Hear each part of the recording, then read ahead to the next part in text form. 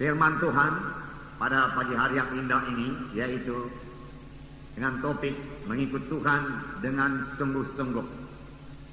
Dan ini memang satu keharusan bagi setiap anak-anak Tuhan. Tidak ada dalam firman Tuhan yang mengizinkan kita mengikut Tuhan dengan separuh hati.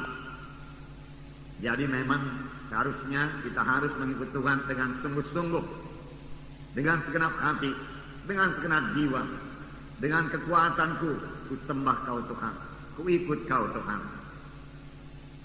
Saudara, kalau kita mau mengikut Tuhan dengan sungguh-sungguh, kita harus mematuhi seluruh firman Tuhan. Kita tidak bisa mengambil sebahagian saja. Apa yang kita suka kita ambil, kita terima. Apa yang kita senangi kita terima, kita pakai. Tetapi apa yang tidak kita senangi kita tinggalkan. Firman Tuhan adalah makanan rohani bagi kita. Tetapi bukan sebagaimana makanan badani, saudaraku, yang sudah pernah kita lihat, saudaraku, dalam pesta-pesta di mana satu meja panjang disediakan. Dan di atas meja panjang itu disediakan banyak makanan. Lalu kita pun datang dan memeriksa semua makanan itu. Lalu kita ambil makanan apa yang kita sukai. Lalu kita tinggalkan makanan apa yang kita tidak sukai. Saudaraku, bukan demikian dengan firman Tuhan. Kita harus menerima seluruh firman Tuhan. Apakah itu merupakan teguran kepada kita, larangan kepada kita, perintah kepada kita, kita terima semua. Dan kita laksanakan dengan baik firman Tuhan tersebut, saudara. Saudara yang kekasih dalam nama Yesus, barulah kita boleh menerima janji-janji Tuhan. Nah, ada 4 perkara, saudaraku, dalam firman Tuhan yang harus kita perhatikan dan patuhi sungguh-sungguh. 4 perkara.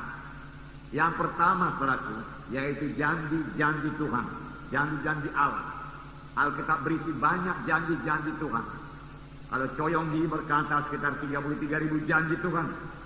Ada hamba Tuhan yang lain berkata hanya 7.000 atau 9.000 janji Tuhan. Puji Tuhan, walau 7.000, walau 9.000 itu cukup banyak. Apalagi kalau 33.000, itu membuat saya bersuka cita.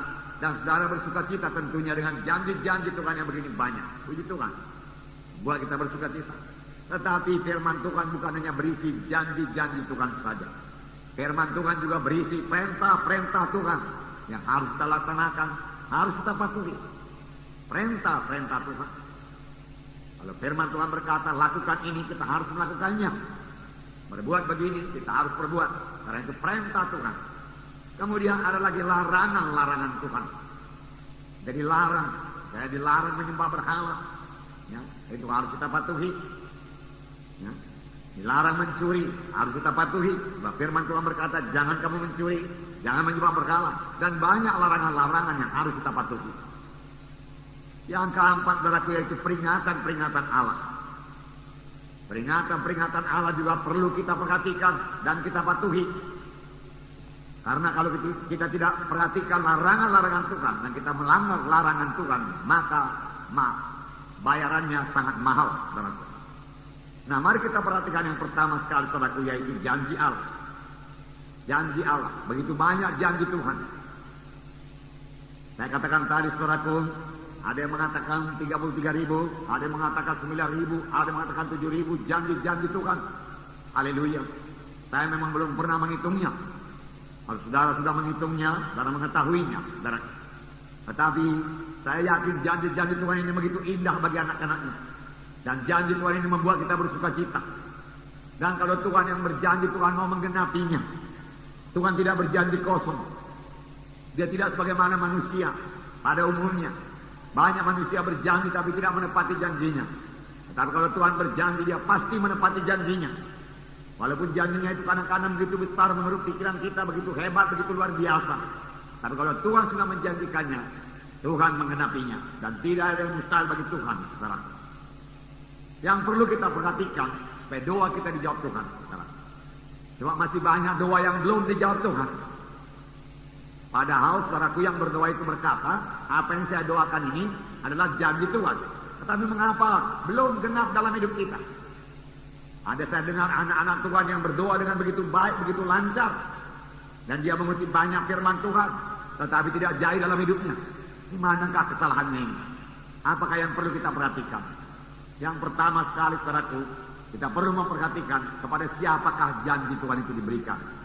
Apakah kita termasuk di dalamnya apa tidak? Kalau kita tidak termasuk dalam janji Tuhan tersebut, maka janji itu tidak akan bisa kita minta. Kita minta pun tidak akan genap. Misalnya saya berkata kepada saudara, siapa di antara saudara yang berumur 50 tahun ke atas, saya mau memberikan sebuah Alkitab kepada saudara. Tidak semua saudara akan menerima Alkitab. Mengapa? Karena tidak semua saudara berumur 50 tahun ke atas. Siapakah yang dapat menerima Alkitab tersebut? Hanya yang berumur 50 tahun ke atas. Jadi terbatas. Demikian perjanjian yang diberikan Tuhan. Dalam keempat Injil kita melihat, saudara, bahwasanya kalau Tuhan berjanji, Tuhan tujukan kepada siapa janji itu. Dan biarlah saya katakan kepada saudara, kebanyakan janji Tuhan ditujukan Tuhan kepada murid-muridnya. Pada murid-muridnya. Ada yang berkata, saudaraku, dan dia menghitung, saudaraku, ayat-ayat yang diucapkan Tuhan Yesus. Saudara, ayat-ayat yang diucapkan Tuhan kepada murid-muridnya berjumlah 900 ayat lebih.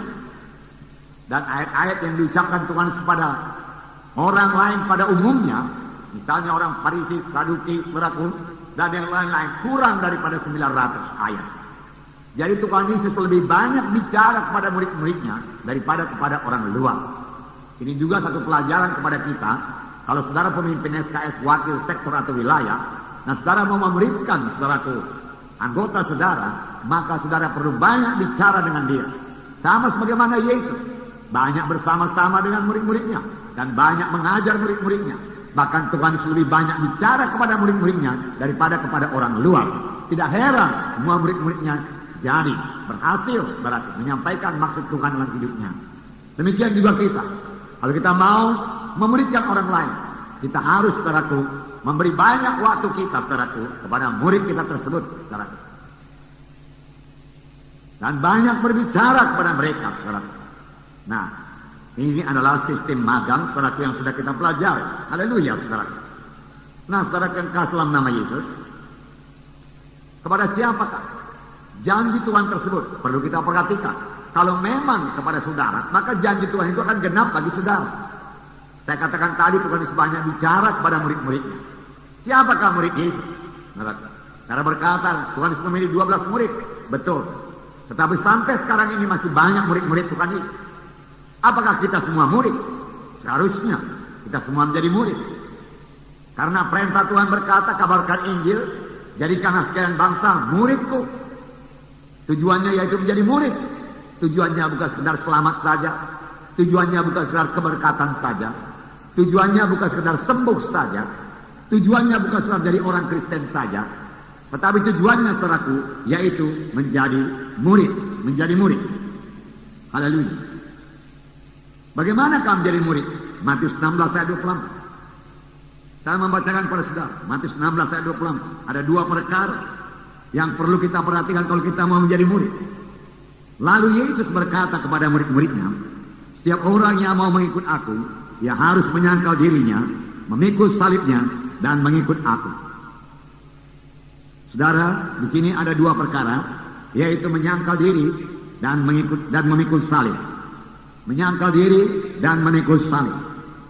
Setiap orang yang mau menjadi murid Yesus perlu menyangkal dirinya dan memikul salibnya. Dalam Lukas 14 ayat 27 ini diulangi lagi supaya lebih tegas. Lukas 14 ayat 27 saya membacakan pada saudara. Barang siapa tidak memikul salibnya dan mengikut aku, ia tidak dapat menjadi muridku. Nah, barang siapa tidak memikul salibnya dan mengikut Yesus, ia tidak dapat menjadi muridku. Tidak dapat menjadi muridku. Kalau firman Tuhan berkata tidak dapat, itu berarti tidak dapat. Dua perkara harus kita genapkan kalau kita mau menjadi murid Yesus. Menyangkal diri, mengangkat salib. Menyangkal diri, mengangkat salib. Kalau kamu tidak menyangkal diri dan tidak mengangkat salib, kamu tidak dapat menjadi muridku. Dua perkara.